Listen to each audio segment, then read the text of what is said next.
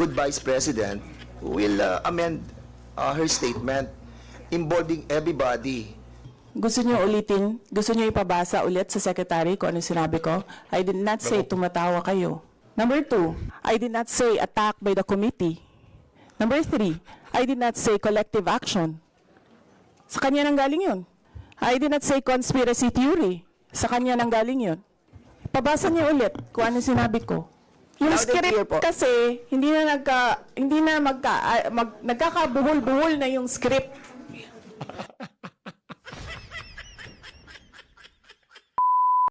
Alam niyo mga kababayan, yan ang hirap dito sa mga utusan ni Tamba dahil yung ginagawa nila dyan sa House of Representatives hindi naman nanggagaling sa puso. Kumbaga ang motibasyon ho nila yung kanilang interest na isinusulong dyan sa House of Representatives. Pagka nakaharap na ho nila yung talagang tigas kagaya nitong si VP Sara, tumitiklop ho sila. Kagaya ho niyang si Dan Fernandez. Kasi kilala niyo naman ho yan, di ba? Pagdating sa committee hearing, talagang namamahiya ho yan. Hindi ho makapalag yung mga ordinaryong resource person dyan kay Dan Fernandez. Pero dito sa isa na to, tiklop ho siya kay Vice President Sara Duterte. Pero bago ho natin pag-usapan yung pagtiklop na yan nitong si Dan Fernandez, kung bago lang ho kayo sa PH Update, isang like at isang subscribe lang ho. Sobrang saya na ho natin dito. At kung gusto nyo kayong pinakaunang makakita sa ating mga reaction video, click nyo lang ho yung join button para makasali ho kayo sa ating community.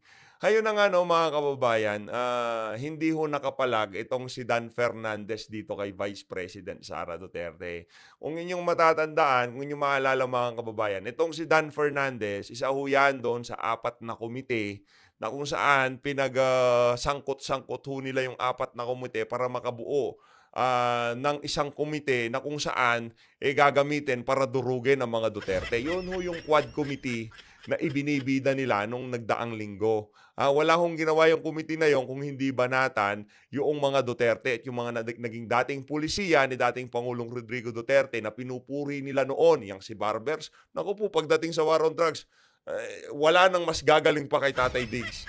Yan ho si Barbers. Pero ngayong mga panahon na to, dahil nga naman meron hong mga maiitim na plano itong mga congressman na to, kitang-kita nyo naman ho kung paano sila magpakaaso dito kay Marcos Jr., diyan kay Speaker Martin Romualdez. Hindi ho natin alam kung ang iniisip nitong mga to magtatanggumbay itong si Tambaluslos sa 2028. Baka iniisip ho nila na mananalo ng presidente yang si Tambaluslos, no? Baka akala nila yang mga pinagagawa nila na yan sa mga Duterte epektibo.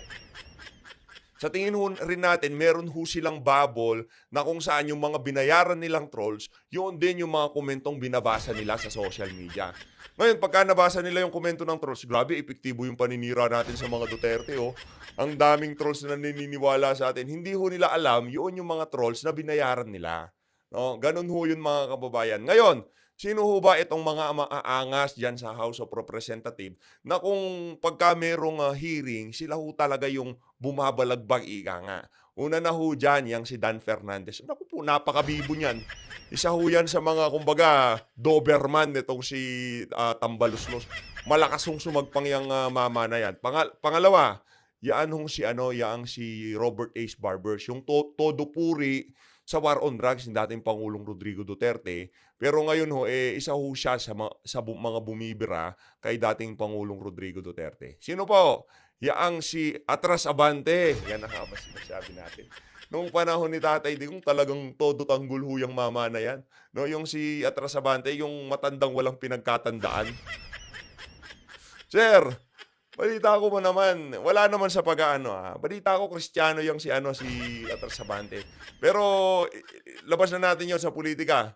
No, ilabas na ho natin yon. Doon lang ho tayo sa tama. Sa tingin niyo ho ba, yung mga pinagagawa niyo diyan sa House of Representatives tama?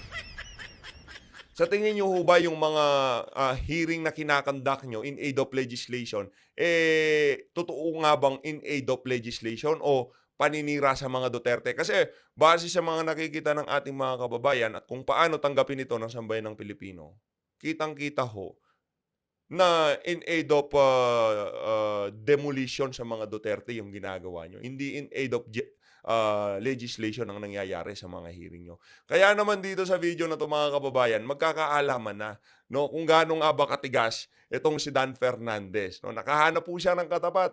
Huwag mo kasing ipapalabas sa bibig ng isang resource person. Yung hindi naman niya sinabi, yan tuloy, nasuplak ka ni Vice President Sara Duterte. Huwag kong ganun, magmumukha ko kayong anga dyan. Lalo na ikaw, Dan Fernandez, akala ko pa naman, tino ka. Kung merong mangkanor ang ang gabinete, anong pangalan ito? Si Benhur Abalos, meron naman hong mangkanor yung House of Representatives. Pagka sinabing mangkanor, walang iba ho, kung hindi yan yan. Chickboy yan di ba? Chickboy ka, sir. Ito na ho, panoorin ho natin ang kung paano binuhol-buhol, pinaikot-ikot at sinyot ni VP Sara itong mayabang na si Dandan. Ito, pakinggan ho natin. 375 million was used. May we know, Madam Chair, from the Office of the Vice President, why the fourth supposed quarter, the fourth tranche, was not utilized? Madam Vice President. Kasi Madam Chair, noong nagsagutan na kayo, ikaw, Representative Kimbo, tsaka Representative Castro, about the 11 days, 19 days, ilang days na yon ng utilization, nakita ko na that was the start of an attack against the Office of the Vice President, and i-hinge yung attack on the confidential fund use. So nakita na namin yung timelines and nakita na namin yung, kumbaga, script sa narrative ng attack on the Office of the Vice President with regard to confidential funds. So, to show goodwill to the people, and para mapabigyan ng muka na sinabi namin na hindi namin, napapadali ang trabaho namin dahil sa confidential funds, dahil natatarget namin kung saan dapat ilagay ang proyekto, pero pwede kaming magtrabaho ng walang confidential funds. That is the reason why hindi na namin ginamit ang fourth quarter na confidential funds sa Office of the Vice President to show the people, the public, that we are in good faith sa paggamit ng confidential funds. And we are true to our word na sinabi namin na napapadali ang trabaho, pero pwedeng i-give up yan. That was your last question. With the Napakahusay ko talaga nitong si VP Sara. Palakpakan naman ho natin. Pero maisingit ko lang, no? Kung matandaan nyo ho, etong noong binanatan niyang si GMA dyan sa House of Representatives. Diba? Nung binanatan ho siya, hindi ko alam kung tinanggal siyang, ano tawag doon? Senior Deputy Majority Leader. Kung di tayo nagkakamali. Yun ang pwesto niya. Tinanggal ho siya ni Tambaluslos. Ngayon, kasi merong mga alingasgas noon na tatanggalin si Tamba, ilalagay si PGMA. Itong si GMA, noong binanatan ho siya ni Tamba, yang si VP Sara ang pinakaunang sumaklolo sa kanya. I mean, hindi naman sumaklolo. Siya yung pinakaunang nagsalita at doon na sumikat yung word na Tambaluslos. Naalala niyo ho yung mga kababayan? Di ba? Yung word na Tambaluslos doon na ano yan, nung tinanggal yang si former President Gloria Macapagal Arroyo bilang senior Deputy Majority Leader dyan sa House of Representatives. Tuloy ho natin. Madam Chair. Madam Chair. Madam Chair. Let us just finish, Honorable Gutierrez. Given the substantial response this time, Madam Chair, I'd like to follow up the question. But isn't it the case for this batch of confidential funds? This was issued through the GAA, and therefore it went very precisely my NEP. Yung mga young gunso, yung mga ano pa lang, yung mga nag-uumpisa pa lang maging ayaw natin gamitin yung mga word na yun na ano tayo Diba? Yung mga nag-uumpisang maging Dan Fernandez, ngayon pa lang, naramdaman na ho nila kung paano magkaroon ng resource person na kagaya ni VP Sara. Congratulations, ha, Gutierrez. Naku po. Po yan as part of the President's budget. You made your case before the DBM for 500 million. So the expectation is there was a program to be followed for disbursement for 500 million. Gutom na Isn't gutom it, kayo Madam dyan, Chair, ha? when we indicate in our GAA certain allocations, the expectation is that it would be utilized to its fullest extent. Would this mean, Madam Chair, that the confidential fund, even for any supposed program submitted to the DBM, is actually discretionary on the part of the public official, Madam Chair? Okay. Madam Vice President, Madam Chair? let's just finish. Madam Vice President, Okay. Yes, Madam Chair. Yung paggamit namin, kanina in-explain ko na, hindi na namin ginamit. Kasi nakita na namin sa timeline May pattern na. May sagutan ng 11, 19 days. And then, meron nang lumabas na AOM ng COA within days. And then, meron na namang lumabas na another AOM. So, nakikita na namin yung pattern noong attacked. That's why we decided in the Office of the Vice President na wag na dagdagan pa yung bala ng attack. At ipakita sa mga tao na yung confidential funds, we are in good faith of using that and goodwill namin na napapadali yung trabaho, pero pwede siyang hindi gamitin ng Office of the Vice President. Yun ho ang hindi pinapakita ng mga mainstream media. Yun ho ang hindi, yung mga ganyang klaseng litanya, yun ang mga dapat marinig ng ating mga kababayan sa totoo lang. No? Yan hong mga, ano na yan, yung mga detalye na yan. Kasi hindi ho yan narinig ng ating mga kababayan sa mga nakalipas na panahon. Ngayon pa lang, no? Ngayon pa lang ho, lumabas yung mga ganyang klaseng detalye. Kasi napakaingay ho nitong mga tulongges na congressman dyan sa House of Representatives. salamat. Madam Chair, Thank you, Honorable Gutierrez. Madam Chair, Yes, Interjection is it, unless it's a point of order, we will not entertain. since my name is mentioned by the Vice President, may I answer? May I comment also, Madam Chair? Just a short interjection. Yes, kasi yung sinasabi niyang attack, hindi ko po naintindihan yung attack. Nagtatawanan daw tayo during the, kung ano man yung sinasabi, on 11 days, I think hindi ako yon, no? I-review niya yung... Napaka-defensive mo naman eh. Di kundi ikaw manahimik ka na lang. Paka-defensive naman itong si Franz. Kung hindi mo kaya yung init, lumabas ka sa sa kusina. Ganon lang naman yon. Di ba meron kasabihang ganon? Kung hindi pala ikaw, manahimik ka na lang. Ang gagaling nyo dyan eh. Buti na lang wala ho tayo dyan. No? Dito kasi, tayo ho ang dito, Mr. Chair. Nakanato ko. naging proceedings noong 2023 Tahimik. Oh, go. na budget. Second, Madam Chair, hindi ko maintindihan itong attack na to kasi legitimate yung ni-raise natin. Legit. Alam mo ano legitimate? Convicted ka. Yun lang ang legitimate dito. Yun lang ang legitimate. Maliban doon sa convicted ka, wala nang legitimate. Yun ang legitimate. About confidential funds noong 2022 na nakita naman talaga natin on records na wala talagang item na confidential funds sa 2022. Kaya ni-raise natin yun, at wala akong planong i-attack. Para saan? Ito Walang plano. Maya meron kayong post sa social media. Ito talagang, ito naman kung merong aso at tuta si Tamba, ito naman yung mga niya. Ito yung mga pusa niya. Marami yung alaga yang si Tambaluslos dyan sa House of Representatives. Meron siyang aso, yung mga young goons. Yung mga medyo matatanda, yung mga gurangers na, yun yung mga aso niya. Pero yung medyo bumabaling sa kaliwa, yun yung mga pusa.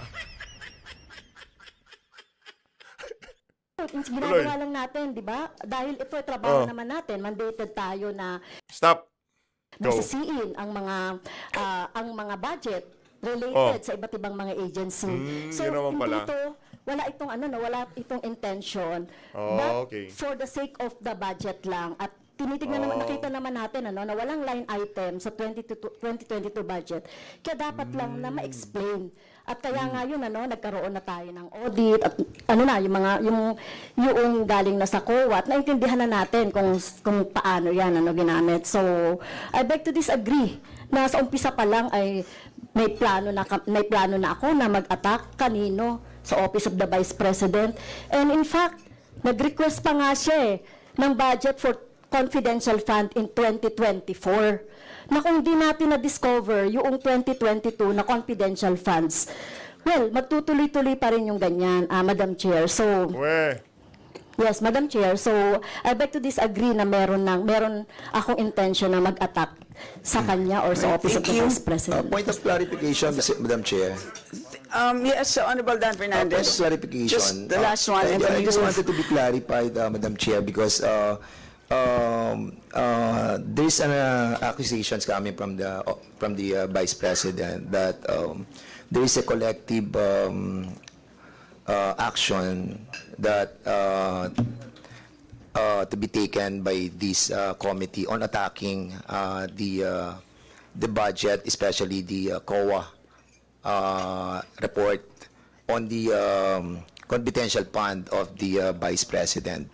I think we need Pakinggan nyo tanong niya. Angas, ha? Angas. Pakinggan nyo tanong to be niya. clarified if there is such action that will be taken by this committee. I think it is unfair to all of us, especially kami, galing lang po kami sa kabilang hearing and we decided to check it out, what is being discussed in this committee. Then suddenly we will be a part of this conspiracy or a collective action that will be taken against the confidential bond of the Vice President. And hearing the side of the Vice President on the repetitive reply on not answering, I think it will set a bad precedent. What prevents other departments that we will be inviting over to do the same? And I think it Hindi naman ho nila gagawin yun. Huwag ho kayong mag-alala. Si VP Sara lang ang makakagawa niyan. Si VP Sara lang makakagawa niyan. Huwag ka mag-alala, Kong Dan. Makukontempt yung mga pagka ginawa nila. Yan, hindi nyo makukontempt. Contempt nyo, sige nga. Contempt nyo nga. is incumbent upon her, with all due respect and with humility, Humility. for us to be clarified Sinabi niyo yung mga on Duterte, those humility. budget Ulko. that was used for the confidential fund. And I think being a part of the accusations that we are part of the collective action to malign her on the confidential fund, Hindi nga lang siya buong mga Duterte. Di ba gumawa pa kayo ng quad committee? Diyan, siya lang. Pero dun sa quad committee, lahat ng Duterte. fund is something that is out of order. I know, Madam Chair, that kung titignan naman po natin yung budget niya for 2025 na 2 billion and comparing to 2024 budget na 1.8, myself, I will move to approve this budget. Because ang liit lang naman po ng increase niya. But what hurts me ay yung pong masama po tayo doon sa sinasabi po niya na meron po tayong collective action to malign her. So do you wish to introduce a motion? And ang sinasabi ko lang po sana, I want to be clarified that it is a collective action of this committee to have a malicious intent on asking the confidential fund of the Vice President on the previous years. Walang malicious intent. Ang pinag-uusapan dapat yung budget for 2025 dahil mabenta na SS ng maayos yung 2022 confidential fund issue. Gusto nyong ibalik para madurog nyo ulit, mapahiya nyo si VP Sara sa buong Pilipinas. Yun. Walang malicious intent pero yun ang magiging takbo ng hearing. Maniniwala ho ba kayo dyan sa mama? Naku po, marami nang nabola yan. Huwag ho kayo maniniwala dyan. Huwag ho kayo maniniwala We are dyan. doing that in the different committees. We are doing that in the different investigations. And what I'm trying to point out, Madam Aminado pala kayo Saan? Sa quad committee nyo ginagawa yon? Galing sa Quad Committee. Dinamalay niyo yung mga resource person. Chair, I hope that the accusation of the Vice President have basis on trying to involve everybody on this conspiracy to attack her. Okay. So just to I just want clarify, it to be clarified, Madam Chair. absolutely, we have absolutely no plan, any Ito naman si pa-virgin. Pa-virgin tong si itong si Kimbo pa-virgin pa siya. conspiracy, if I may use that word, to attack. If I also may use that word, nandito lang po tayo para kilatisin ang budget ng isang ahensya ng gobyerno. Yun lang po. Okay. Yun lang po, maliwanag. May point of clarification, Madam yes po. Chair. If that conspiracy theory of having this a pre-attack on her budget is being conspired by this committee. And if that is so, let me out, Madam Chair. Hindi po ako kasama doon. And I hope that Sorry. Sorry, Dan Fernandez. Kasama kayong lahat. Hindi lang kasama dyan yung mga very vocal na tumatayo para sa tama. Yun. Hindi para kay VP Sara, para sa tama. Sino yan? Si Sid Ungab. Si Kong Pulong. Wala dyan si Kong Pulong eh. Itong si PGMA at yung katabi niyang Davao Congressman din ata yan, yung medyo chubby-chubby, no? Yun lang yung mga hindi kasali. Pero kayo lahat, naku po, lahat kayo kasali dyan. good Vice President will amend her statement involving everybody for this action taken by this committee, Madam Chair. Would Madam Chair, Vice President wish to I did not say tumatawa. Gusto niyo ulitin? Gusto niyo ipabasa ulit sa Secretary kung ano sinabi ko? I did not say tumatawa kayo. Number 2, I did not say attack by the committee. Number 3, I did not say collective action. Sa kanya nang galing yun. I did not say conspiracy theory. Sa kanya nang galing yun. Pabasa niyo ulit kung ano sinabi ko. And so, 10 yung yagbaho. Ano, Dan? Sabi ko sa'yo, mag-chicks ka na lang eh. Diba? Pinayuhan na kita, ayaw mong makinig. Mag-chicks ka na lang kasi, huwag mong tatanungin yan. Madam Vice President, because those words were uttered Madam Chair. by Madam someone, Chair. I just Just because you don't like my answer, you don't like how I answer, you don't like my demeanor, hindi ibig sabihin na hindi ako sumasagot. And that's the reason why, Madam Chair, I asked for the point of clarification. yes. So And, again, my- I had now that the pwede lang Vice- po sana. now that the Sandali Vice lang po. President- Sandali lang po para hindi po tayo nagsasabay-sabay. Hindi ka marunong Merong- mag-preside, madam. Hindi ka marunong mag-preside. Sa totoo lang. Kung yung mga lang dyan, senador na talagang malupit mag-preside, naku po, yung gavel, madudurog yan. Walang pa yung kakapukpok. O, point of order. Tahimik. Diba? Clarification na hiningi at nag-clarify naman po ako. Wala pong plano kasi kanina very clear ang sinabi naman po, there was a plan. Stick to the plan. Wala rin po ako natatandaan. I kept saying, let us all stick to the issue. Ano, ipapalabas ko ulit video mo? Sabihin mo, ipapalabas ko ulit. Na sinabi mo, merong plan. Just stick to our plan. Ikaw, Kimbo, sumusobra ka na. Kala mo, which is the budget. Oo, cute ka. Pero maganda si VP Sara. Cute daw, no? Ano ba yung cute? Ano ba yung mga tinatawag na cute? Yan. Si Franz, yan. Yung cute nila, di ba? Sakit na ng ulo ko. Grabe, ibang klase. So yun na lang po. Let's just end here and so that we can move on. Yes, Madam Chair. Kung Move pwede on, lang move po on. sana, let's move on. Lastly. Meron pa pong isang budget pagkatapos nito. Lastly, that's the Lastly. reason why I asked for a point of clarification. The point of clarification is to be clarified by the resource person. And if that is the answer of the good Vice President, I will accept. that her intention is not to involve everybody on a collective Yes, attack on and her we're budget. happy with that And I'm happy clarification. on the answer of the Vice President. But, of course, I just wanted to review the, anyway, thank you so much. Dadaan mo kami sa tama. Wala. Choke ka, Brad. Choke. Na-choke ka dyan. Ay, choke ka, choke. Madam Right, Chair. salamat. Madam So, Chair, yes, A Madam point Vice of President. clarification is understandable if you want to be clarified of the words I uttered. I did not say collective action. I did not say Yes, conspiracy it has theory. been made clear, I did not Madam say Vice President. I'm being attacked by the committee. Hindi man nanggaling sa akin yun. So anong ika-clarify ko doon? Yes, ma'am, noted po. It had been Yung loud and clear script po. kasi nagkakabuhol-buhol na yung script.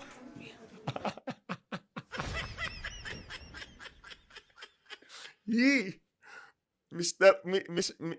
Madam Chair, matagal na ho tayo nanonood ng hearing sa Senado, sa House of Representatives. Ngayon pa lang ako nakakita na yung resource person dinurog yung mga walang hiyang congressman. Bol. Grabe no, ibang klase si Bibi. Yan ang presidente ho natin. Ganyang kalupit yan. Let's now proceed. Chair. Let's now proceed. Madam Chair, just an inquiry from this representation. May I ask if this is a budget hearing on the budget of the OVP or is this a committee investigation already? This is a budget briefing by Ayun na nga mga kababayan, dito na natatapusin ang ating reaction video. So ulit, kung hindi nyo pa napanood tong video na to, panoorin nyo na. Mag-ingat po kayo lahat. Mahalin natin Pilipinas. Good job, VP. Good job.